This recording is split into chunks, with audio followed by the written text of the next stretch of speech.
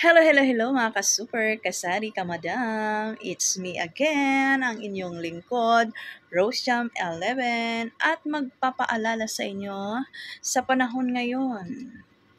Dapat alerto ka, lalong-lalo na sa mga masasamang loob, mga scammer at iba pa.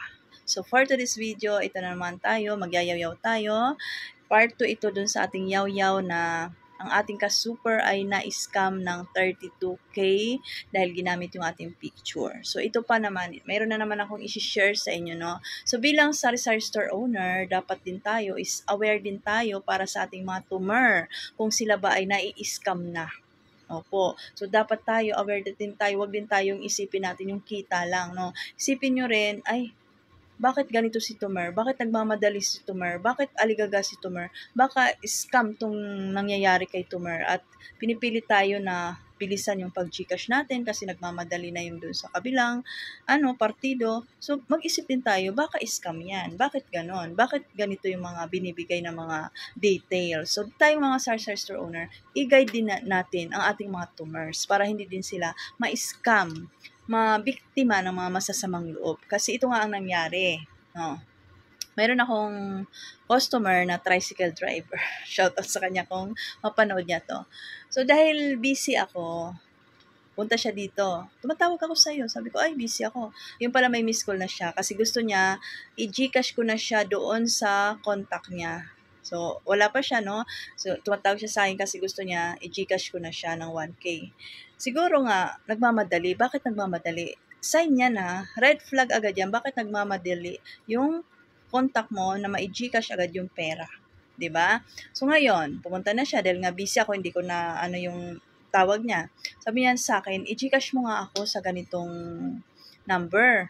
Yung number niya, hindi siya Gcash number. So, sabi nung contact niya, in-screenshot niya, pinakita sa akin, punta daw ako dun sa fund transfer sa Gcash, tapos isend ko daw ito doon na parang, parang bank, ganun. So, sabi ko, hindi kasi ako nag-a-accept ng mga bank transfer.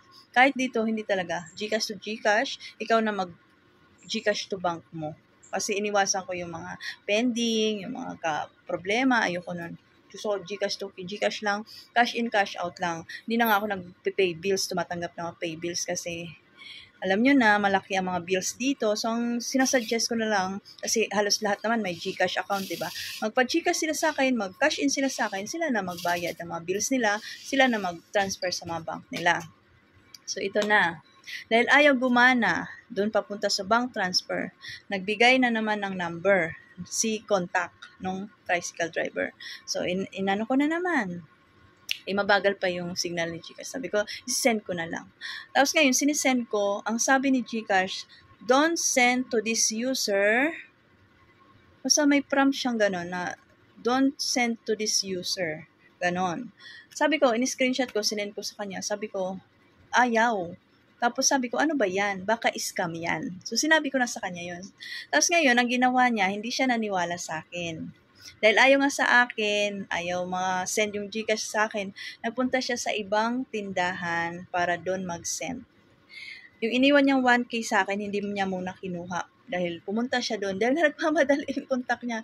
Pumunta na siya kasi tricycle driver. Kung saan siya, doon na siya nagpa-Gcash. Tapos ito na, bumabalik na sa akin. Kukunin na yung pera dahil nga ayaw nga mag-send sa akin. Sabi niya sa akin, te, na-send naman dun sa kabila. Sabi ko, talaga? Sabi ko, okay. Tapos yun, binigay ko na sa kanya yung 1K. Ngayon, kanina lang, nakita ko ulit siya. Bumili. Alam niyo, siya mismo ang nagsabi sa akin, te, scam nga, na-scam ako.